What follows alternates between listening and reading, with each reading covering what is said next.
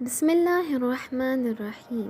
پیارے بچوں، آج ہم آپ کو ہمارے دوسرے امام حسن علیہ السلام کے بارے میں بتائیں گے۔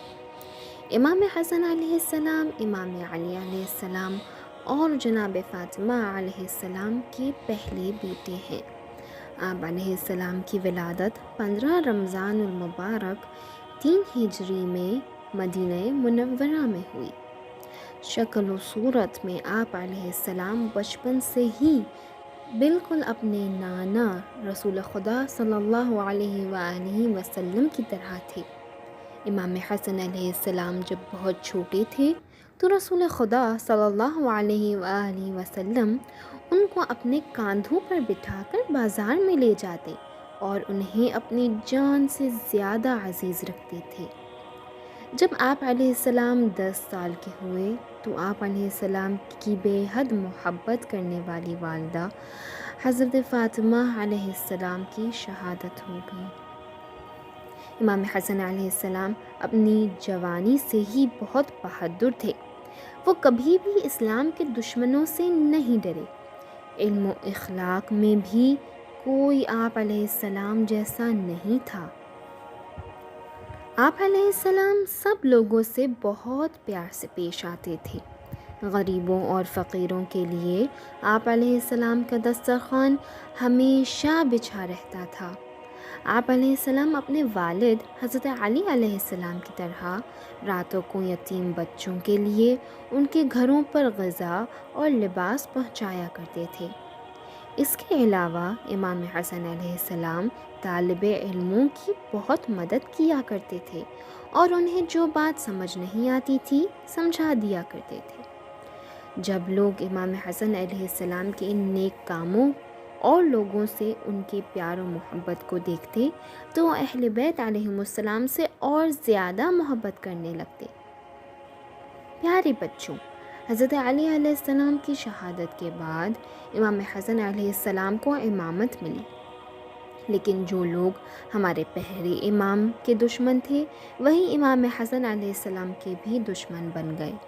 امام حسن علیہ السلام بالکل اپنے نانا رسول خدا صلی اللہ علیہ وآلہ وسلم اور بابا حضرت علی علیہ السلام کی طرح اپنے دشمنوں کو بھی نصیحت کرتے اور انہیں سمجھاتے تھے کہ وہ برے کام نہ کریں، مگر امام حسن علیہ السلام کے دشمنوں نے کبھی بھی ان کی نصیحتوں کو نہیں سنا بلکہ ان سے زیادہ دشمنی کرنے لگے۔ امام حسن علیہ السلام کے دشمن ہر صورت میں امام علیہ السلام کی حکومت کو ختم کرنا چاہتے تھے۔ جب وہ امام حسن علیہ السلام کو کوئی نقصان نہ پہنچا سکے تو انہوں نے امام حسن علیہ السلام سے جنگ کرنے کے لیے ایک لشکر بھیجا۔ امام حسن علیہ السلام نے اس لشکر کا مقابلہ کرنے کے لیے فوراً اپنے ماننے والوں کو تیار کیا۔ جب دشمن کو پتہ چلا کہ امام حسن علیہ السلام کسی سے ڈرنے والے نہیں ہیں تو انہوں نے ایک اور چال چلی۔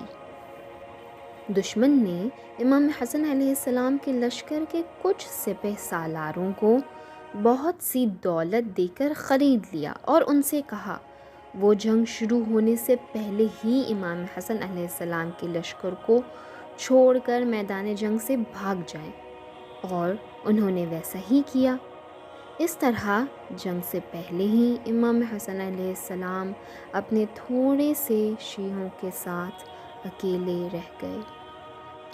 اس سازش کے بعد دشمن نے امام حسن علیہ السلام سے کہا، آ جاؤ، اب ہم جنگ کرنے کے بجائے صلح کر لیتے ہیں۔ امام علیہ السلام نے اسلام اور مسلمانوں کو بچانے کے لیے صلح قبول کر لی، لیکن اس صلح نامے میں آپ علیہ السلام نے ایسی شرائط رکھی جن سے دین اسلام کو فائدہ پہنچے اور دشمن کی سازش ایک بار پھر ناکام ہو جائے۔ صلح کے بعد دشمن کو حکومت تو مل گئی، لیکن وہ امام حسن علیہ السلام کی عقل مندی کی وجہ سے اپنی من مانی نہیں کر سکا۔ یہی وجہ تھی کہ اس نے امام علیہ السلام کو شہید کرنے کا فیصلہ کیا، اور دشمن نے امام حسن علیہ السلام کی زوجہ جعدہ بنت اشعث کے ذریعے امام علیہ السلام کو زہر دلوا دیا۔ اس زہر کی وجہ سے امام حسن علیہ السلام بہت زیادہ بیمار ہو گئے۔ اس حالت میں امام حسن علیہ السلام کے چھوٹے بھائی امام حسین علیہ السلام ان کے پاس تشریف لائے۔ امام حسین علیہ السلام ہمیشہ اپنے بڑے بھائی کی بات مانتے اور ان کا ساتھ دیتے تھے۔ امام حسین علیہ السلام نے آتے ہی اپنے بھائی کو گلے لگایا اور ان کی حالت دیکھ کر رونے لگے۔ امام حسن علیہ السلام نے فرمایا، اے میرے بھائی، میری جان حسین، مت رو، کوئی دن بھی اتنی مصیبت والا نہیں جتنا کربلا کا دن عاشور ہوگا۔ اس زہر کے اثر سے کچھ روایات کے مطابق 28 صفر 50 ہجری کو امام حسن علیہ السلام شہید ہو گئے۔ امام حسن علیہ السلام کے شیعہ اور چاہنے والے مسجد نبوی میں آپ علیہ السلام کے نانا رسول اللہ صلی اللہ علیہ وآلہ وسلم کے برابر میں آپ علیہ السلام کو دفن کرنا چاہتے تھے، لیکن دشمنوں نے شہادت کے بعد بھی دشمنی کو نہیں چھوڑا اور آپ علیہ السلام کے جنازے پر تیر برسائے تاکہ امام علیہ السلام کو ان کے نانا کے برابر میں دفن نہ کیا جا سکے۔ آخر کار امام حسن علیہ السلام کو جنت البقیع میں دفن کر دیا گیا۔ پیارے بچوں، ہمارے معصوم اماموں نے یہ دین بہت تکلیفوں سے بچایا ہے۔